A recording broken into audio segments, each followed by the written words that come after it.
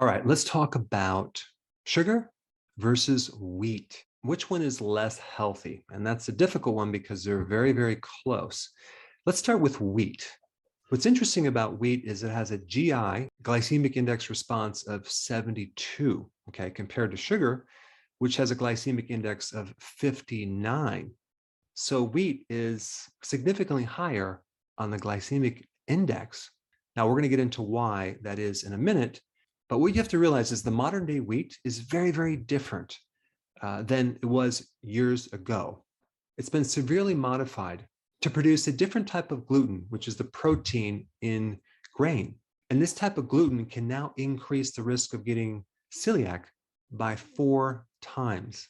Now, the main starch in modern day wheat is something called amylopectin A. So 75% of the starch is this compound. Now, the problem with amylopectin A is it triggers the small LDL, the type of LDL that can create inflammation and even plaquing. This starch is highly digestible and it can break down very quick and spike your blood sugars. So this is why it's very high in the glycemic index. And yes, it does contribute to diabetes and heart disease and many other issues like a fatty liver.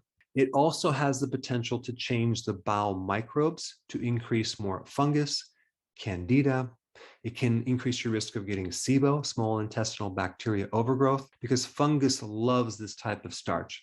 Now, because wheat has a combination of carbohydrate and protein, it can really spike something called glycation, which is the process where you irreversibly damage certain proteins in the body. Now, wheat also is a grain that has phytates, which block zinc, calcium, magnesium, and also bind with iron. Now, if we switch gears to sugar, and I'm talking about sucrose, which is table sugar, you have 50% of it being fructose and 50% of it being glucose. Now, this is why it's lower on the glycemic index, because fructose is very, very different than glucose. Fructose is not taken up by all of your cells like glucose. Fructose can only be dealt with by your liver. And so it may not have an immediate effect on your blood sugars, but all this fructose being crammed down to your liver, if you have insulin resistance, will start being converted over into fat. It's going to start creating a fatty liver. And so even though it's slightly lower on the glycemic index, it's even more damaging to your liver. So table sugar can increase your risk of getting gout, diabetes, heart disease, a fatty liver. It also, because it's refined, depletes potassium, calcium.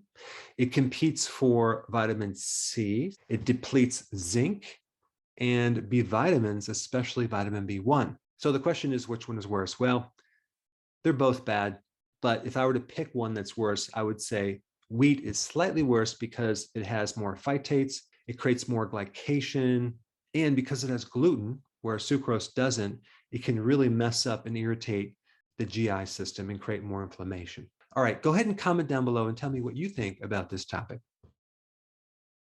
Hey, before you leave, I just wanted to give you a little quick history on some of the books that I wrote. This was one of the first books. It's called Dr. Berg Body Shapes. It was my attempt at writing about body types. What was very interesting about this book is I actually did all the images myself. Don't ask me why. They look actually not quite as professional as some of the images that I have in the new book. But anyway, this is my first attempt right here called Dr. Berg's Body Shape Diets. And then I wrote a book more extensive called The 7 Principles of Fat Burning. I don't even have a copy anymore, actually, because it's outdated. The next book, I put about 1,000 hours into this one right here called The New Body Type Guide. Major updates on the body types. I put a lot of energy into this. It has professional images, graphics, all sorts of things. Now, the problem with this book is it doesn't really describe what this is really about. Body types are only a small portion of what's in this book. And that's why I changed the name to the Healthy Keto Plan, okay?